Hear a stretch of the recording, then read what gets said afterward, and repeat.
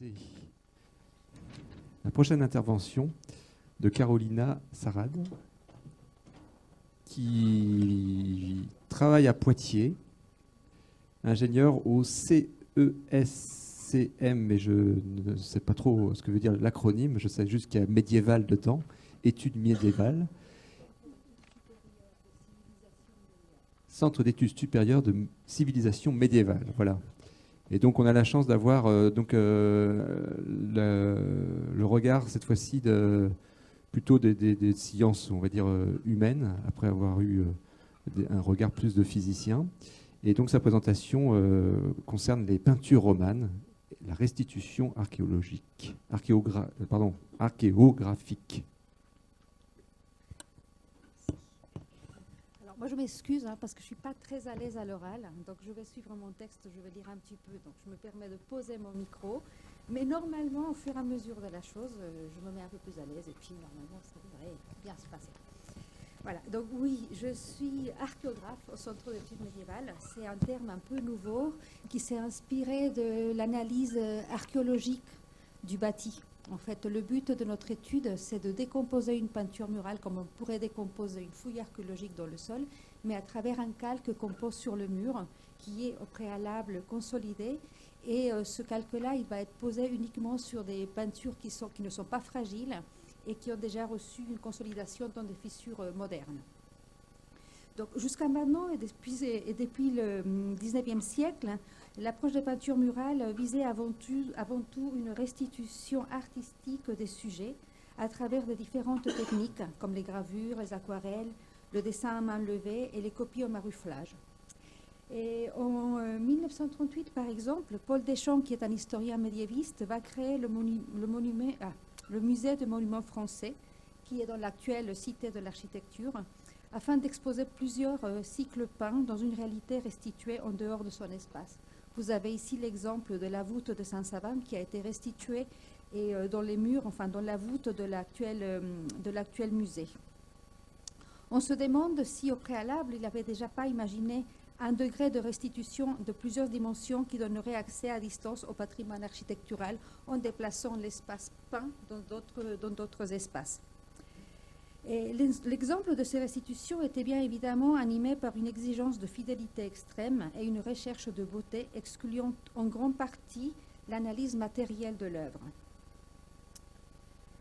À la fin des années 90, l'envie d'étudier les peintures comme une partie intégrante du monument qui permettent de comprendre son histoire et son évolution, et non plus seulement son rôle décoratif, donne naissance à une approche archéologique du support et à une analyse en profondeur nécessaire à la compréhension et à une meilleure conservation des peintures murales. Selon le principe employé par l'archéologie du bâti pour l'étude de l'architecture, le relevé archéologique restitue à taille réelle chaque étape de la mise en œuvre de la peinture. Les incisions, le dessin préparatoire, la mise en couleur, les reliefs, les incrustations, les superpositions, mais également toutes les restaurations survenues dans le temps.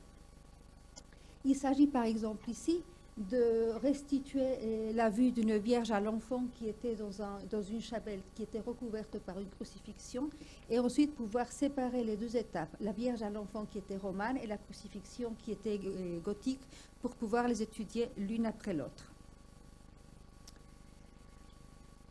À la nef de Saint-Savin, il y avait, en 2008, il y a eu une restauration pour laquelle nous sommes intervenus. J'expliquerai ensuite toute la problématique de ce chantier. Je veux juste expliquer pour le moment la méthode d'intervention. Sur des peintures qui sont complètement illisibles, le but est de les rendre un peu plus accessibles à l'œil sans avoir à intervenir sur le mur. On pose un calque sur la peinture, comme je vous disais tout à l'heure, et on va codifier chaque élément, chaque vestige de la peinture, en lui donnant un code différent. Ensuite, cette peinture-là, enfin ce calque va être retiré à taille réelle, numérisé et repris avec un dessin vectoriel. Et lors de la reprise de ce dessin vectoriel, on aura déjà au préalable identifié sur le terrain et les couleurs qui ont été utilisées avec un nuancier Pantone qui nous permet de restituer sur un dessin vectoriel la couleur exacte des couleurs qui ont été identifiées. Nous allons avoir par exemple la restitution du prophète qui était très peu lisible dans sa présentation sur le site. Après la restitution virtuelle, on arrive à voir la stratigraphie du personnage, les drapés, sa composition, ce qui va permettre à l'historien de l'art d'analyser exactement le style et les ateliers auxquels ce personnage va appartenir. Et nous avons également l'exemple que je vous ai montré tout à l'heure avec la Vierge à l'enfant qui est recouverte par le Christ sur la partie supérieure. L'analyse qui a été faite de cette image nous a permis de restituer l'image d'origine, de compléter les anges latéraux et les anges supérieurs pour pouvoir avoir une information supplémentaire sur l'iconographie. Mais nous avons essayé également de faire une restitution archéologique de la peinture. C'est-à-dire que lorsque nous avons étudié cette peinture, on l'a décomposée et nous l'avons restituée sur un nouveau support pour savoir comment la peinture réagissait et comment l'artiste pouvait peindre sur un support qui était plus ou moins celui du Moyen-Âge. Donc on sait que par exemple le peintre n'avait que 1 mètre carré pour travailler dans une journée s'il voulait vraiment peindre à la fresque. Donc il y a très peu de peintures qui sont peintes à la fresque en France. On parle souvent de fresques, mais ce sont des peintures murales. Et la fresque n'intervient que sur les couches d'origine. Et ensuite, on va ajouter des lions sur les murs pour pouvoir continuer la peinture. Donc nous avons essayé de faire cette restitution archéologique de peinture pour comprendre comment le peintre devait broyer ses pigments, comment il devait les lier avec de la chaux, avec de l'eau de chaux ou du lait de chaux, etc., pour savoir combien de temps il avait pour intervenir sur le mur et pouvoir faire un calcul de l'ensemble des chantiers médiévaux. Donc, je vous parlais tout à l'heure de notre intervention dans la nef de Saint-Savin et qui s'est déroulée à partir de 2008. Pendant 10 ans, les recherches ont été faites. Il y a à peu près 400 mètres carrés de peinture sur le verso continu. Il y a 2 espaces. La problématique, elle était différente. Ce qu'il faut savoir, c'est que pour réaliser un relevé archéographique, on ne va pas intervenir dans toutes les peintures. Il faut vraiment qu'il y ait une problématique parce que c'est un travail qui est très lent et c'est un travail qui est minutieux et fragile. Donc il faut une problématique au préalable. Les problématiques que nous avons abordées dans la nef de Saint-Savin, c'était des problématiques soit archéologiques, soit iconographiques, soit stylistiques. Dans les 3 premières travées sur le côté droit de l'image, vous avez 3 versos, la voûte qui est divisée par 3 arcs doubleaux dans laquelle il n'y a presque aucune trace de peinture qui existe.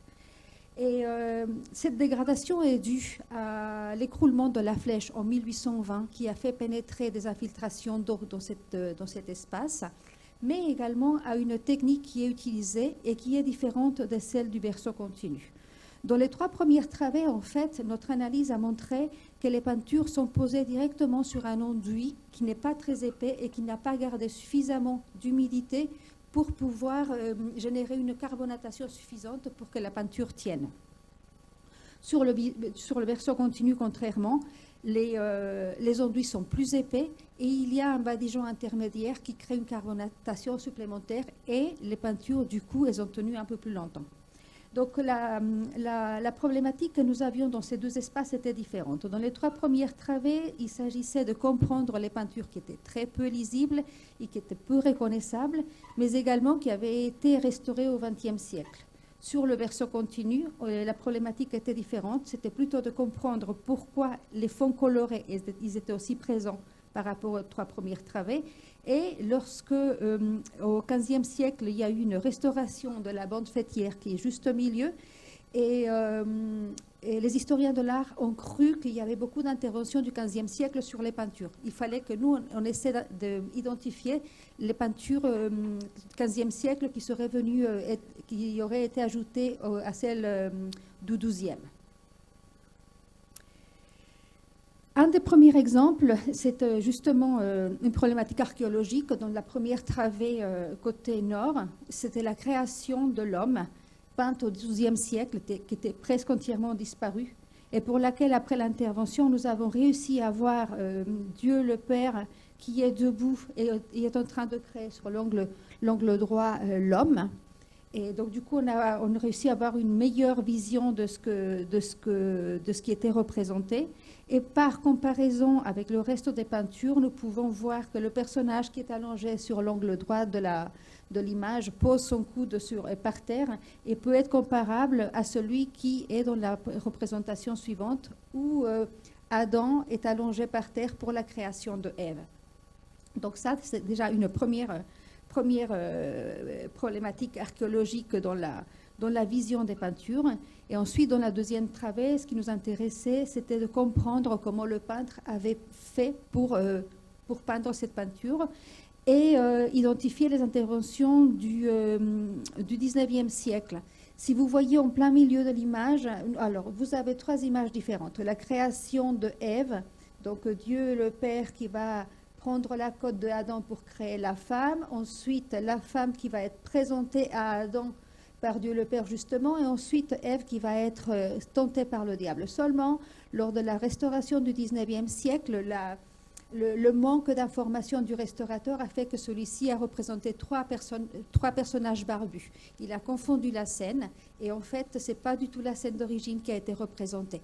Ça, on le voit assez facilement parce qu'à niveau stylistique, on arrive, même sans connaître, à savoir que ce n'est pas une scène d'origine. Le but de notre intervention, c'était de savoir si on pouvait identifier le personnage ou pas et savoir à quel point le restaurateur du 19e siècle était intervenu sur la scène. Donc, on va avoir, par exemple, sur la partie inférieure, vous avez une petite flèche, la signature de ce restaurateur osé qui, sous l'œil un peu égaré de Prosper Mérimée, a signé la restauration de sa scène. Donc, il a mis TQE sur la partie inférieure. Et puis, il a dessiné ces 3 personnages barbus qu'on va essayer de résoudre ensuite. Pour faire ça, on a donc du coup posé le calque sur la scène et on a décomposé ensuite via notre dessin vectoriel. On arrive à voir donc la décomposition de la scène qui est faite de la façon suivante, uniquement à fresque, le dessin préparatoire et les traits principaux de la scène, donc les personnages principaux, les limites des pontates, et qui sont les enduits sur lesquels le peintre va peindre. Vous voyez sur la partie inférieure, repose les pieds, sur la partie haute, il y a la limite des têtes qui est limitée par l'enduit.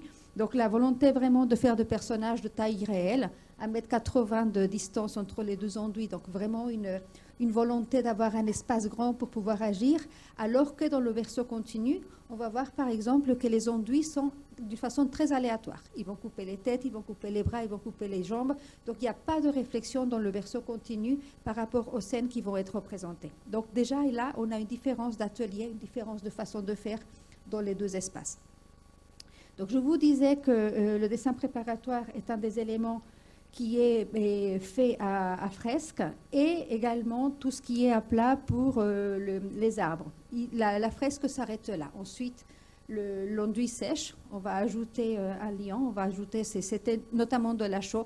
S'il y avait d'autres liants, on n'a pas été capable de les identifier parce que les restaurations postérieures ont trop embahi le support, donc c'était difficile de les identifier.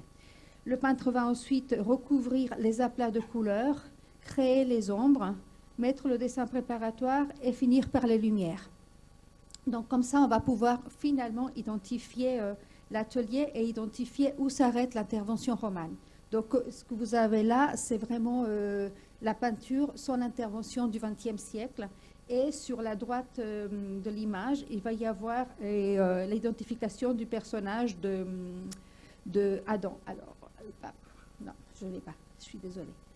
Et donc, du coup, on a également identifié entre les personnages des petites traces de pigments verts. Et ces peintures-là étaient au préalable analysées comme des peintures appartenant à un atelier qui travaillait sur des fonds clairs dans le sud-ouest de la France. Or, cet atelier-là n'existe pas. Finalement, les scènes, elles étaient divisées en registres verticaux par rapport à la narration. Donc, on va avoir la création de Ève sur un fond blanc, la présentation de Ève à Adam sur un fond vert et la tentation de Ève sur un fond rouge. Ce sont des choses qu'on n'arrive plus à voir, mais qui nous permettent actuellement de positionner un peu plus les ateliers qui sont intervenus sur Saint-Savin. en comparaison avec ceux du berceau continu, dans lequel tous les registres verticaux se sont gardés parce que la technique, elle était différente. Je vous ai parlé tout à l'heure d'un badigeon intermédiaire qui a créé une nouvelle carbonatation.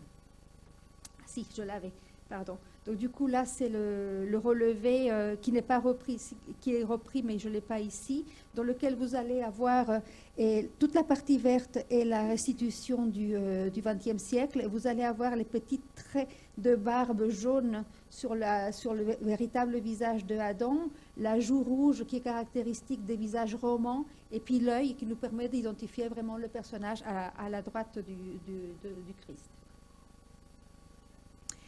Deuxième problématique, cette fois-ci dans le verso continu, c'était une scène qui, d'une façon rapide, on pouvait voir qu'il y avait eu un changement iconographique. Donc on a deux personnages, Caïn et Abel, qui offrent les offrandes de Christ, mais derrière le Christ, on voit apparaître la main de Dieu qui sortait d'une nuée. Donc on sait qu'il y a un changement iconographique, mais on ne sait pas quand est-ce qu'il a eu lieu. Le relevé archéographique nous permet justement de décomposer l'histoire de la peinture et son évolution pour savoir où a eu lieu le changement. La première étape, donc, on a deux personnages agenouillés côte à côte qui offrent leurs offrandes à la main de Dieu sortant d'une nuée. Le peintre continue son intervention et il va peindre véritablement ces deux personnages. Donc du coup, il va garder Caïn et il va garder Abel, avec son agneau, et Caïn de l'autre côté qui était déjà peint. Mais il est possible que lorsque le peintre s'est aperçu qu'à 20 mètres de hauteur, la main de Dieu ne serait pas visible, il saura qu'il faut remplacer cette main de Dieu par la présence du Christ. En fait, ce qu'il faut savoir, c'est que dans les peintures murales, il y a une grande influence du manuscrit. Dans le manuscrit, la main est petite, elle se voit, elle est proche.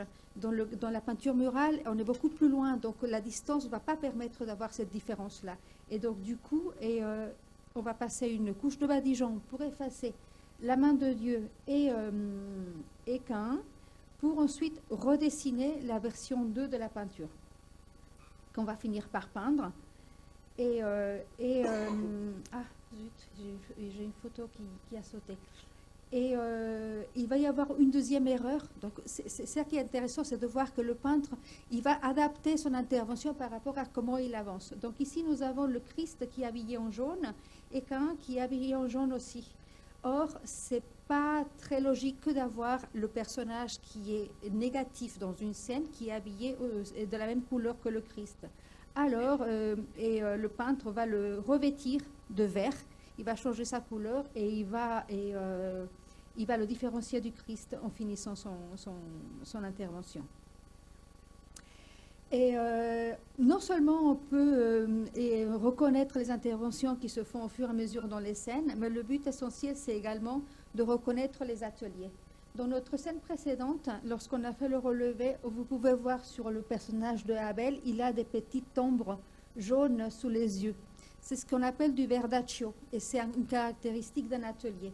Et c'est ce qui nous a permis également d'identifier les personnages par rapport aux ateliers. Donc, on voit que Abel, il a du verdaccio sous les yeux, et on identifie également du verdaccio sous les yeux de l'ensemble du cycle de Joseph. Vous allez voir que l'ensemble des personnages ont du vert sous les yeux, mais dans toute la nef, ce n'est pas le cas.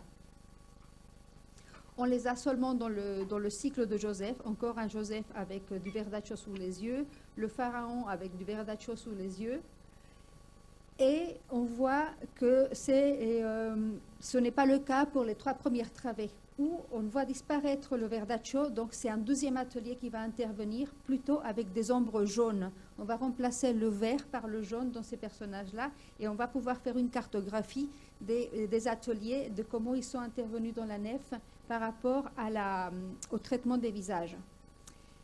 Ici, on a un autre atelier avec des ombres jaunes également, mais qui est différente que le premier atelier. En fait, c'est une espèce d'interprétation du premier atelier. Donc, l'identification de cette façon de faire pour les visages nous permet d'identifier quatre ateliers dans l'ensemble de Saint-Savin.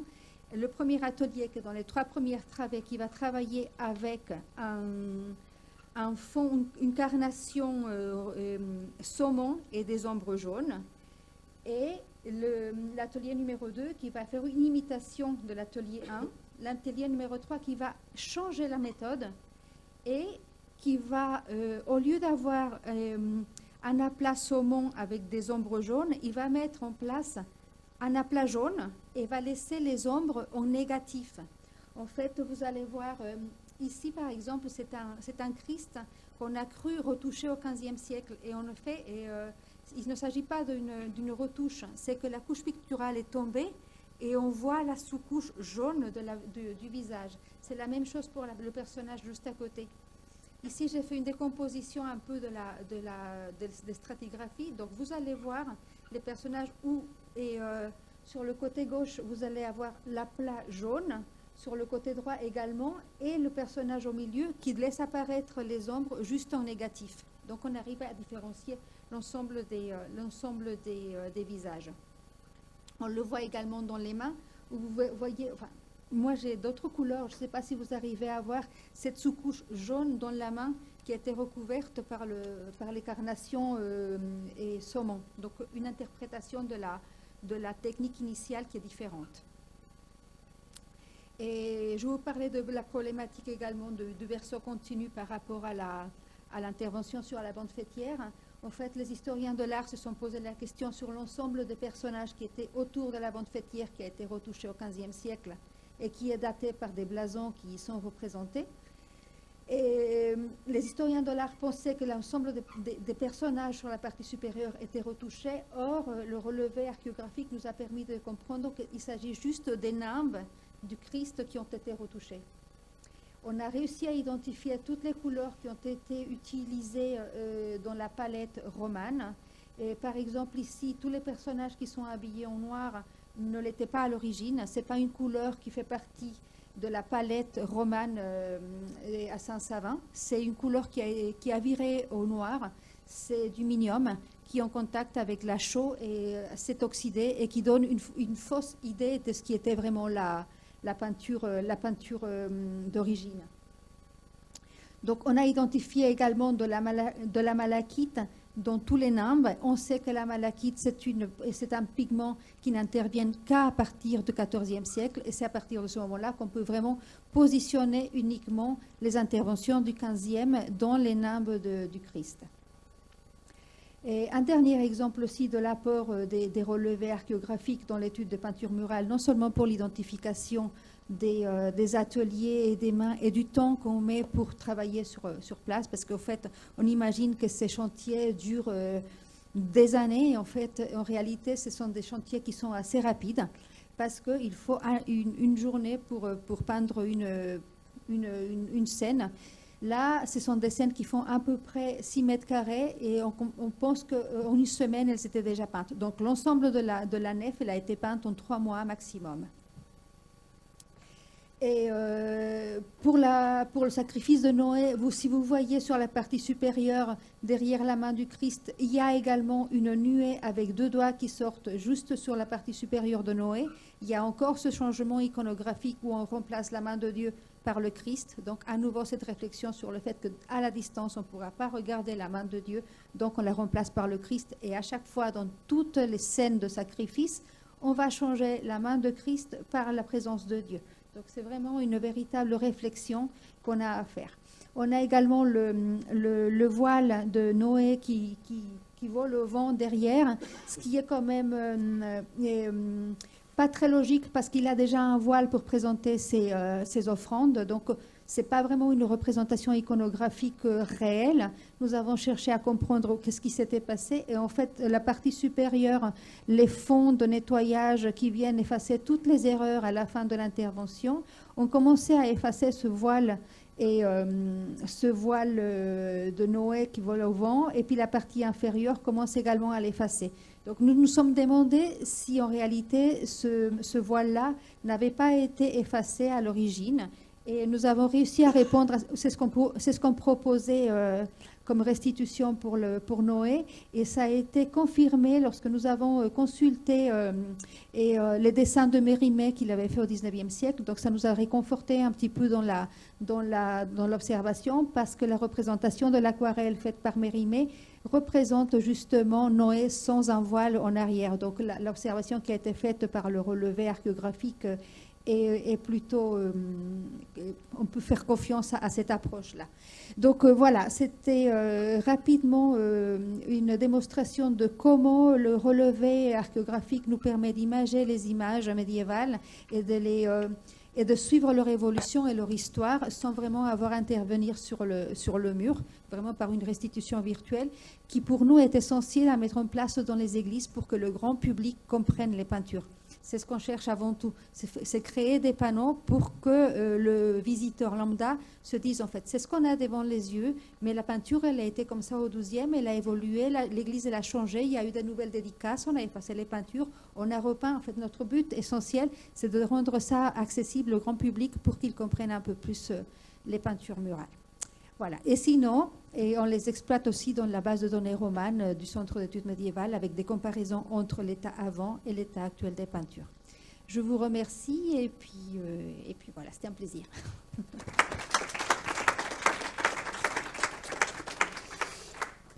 On voit dans les dessins préparatoires des pointillés, est-ce qu'il y a l'usage de Spolvero dans le... Pardon ? On voit des pointillés dans les dessins préparatoires, les premiers dessins. Est-ce que c'est du Spolvero ? Alors, attends.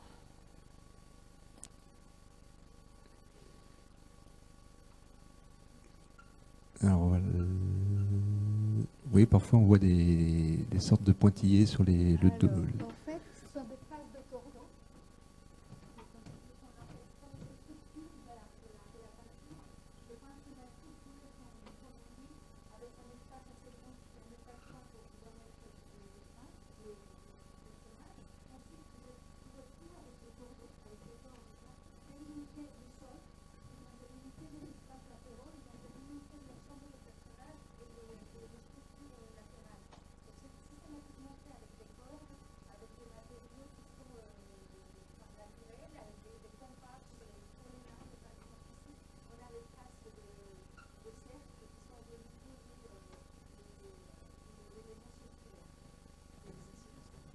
Oui, parce que parfois c'est pas des traits continus parfois. Donc est-ce que Alors, il y a une chose aussi, c'est que quand on fait un relevé, et la chaux est un matériau qui peut être translucide. On peut voir derrière la chaux, et parfois, si la couche est trop épaisse, on ne voit plus rien. Donc nous, on ne restitue pas ce qu'on ne voit pas, on ne restitue que ce qu'on voit. Donc parfois, il peut y avoir, par exemple, des éléments, je ne sais pas dans lequel tu me dis, mais des éléments qui sont manquants tout simplement parce qu'on ne les a pas vus et qu'on ne peut pas non plus restituer quelque chose qui n'existe pas. On donne l'état de la peinture, de ce qu'on voit, mais on ne peut pas s'avancer plus puisqu'on ne le voit pas. À ce moment-là, on fait appel au prélèvement, justement comme pour le fond, qu'on arrivait à voir très peu, mais qu'on n'était pas certain. Et à ce moment-là, on fait des appels au prélèvement pour pouvoir confirmer les observations. Y a-t-il des questions ? Merci beaucoup pour cet exposé. Et par rapport à ce que vous disiez, justement, est-ce que vous avez envisagé d'utiliser des techniques d'imagerie dans différentes gammes pour exacerber les contrastes et vous aider à avoir une lecture de la composition, permettant justement d'aider au tracé et puis après d'identifier des zones d'intérêt pour les prélèvements ? En fait, oui, on est très preneur de ce type d'intervention. Justement, on travaille avec Daniel pour le projet Digitalis pour essayer de voir si on ne peut pas justement accentuer les contrastes dans les peintures et en collaboration avec le patrimoine exactement. Pour le moment, c'est vrai que c'est une première approche qui est manuelle et qui permet aussi, qui est importante pour nous parce qu'en fait, elle permet de garder un témoin. Le relevé devient un témoin pérenne.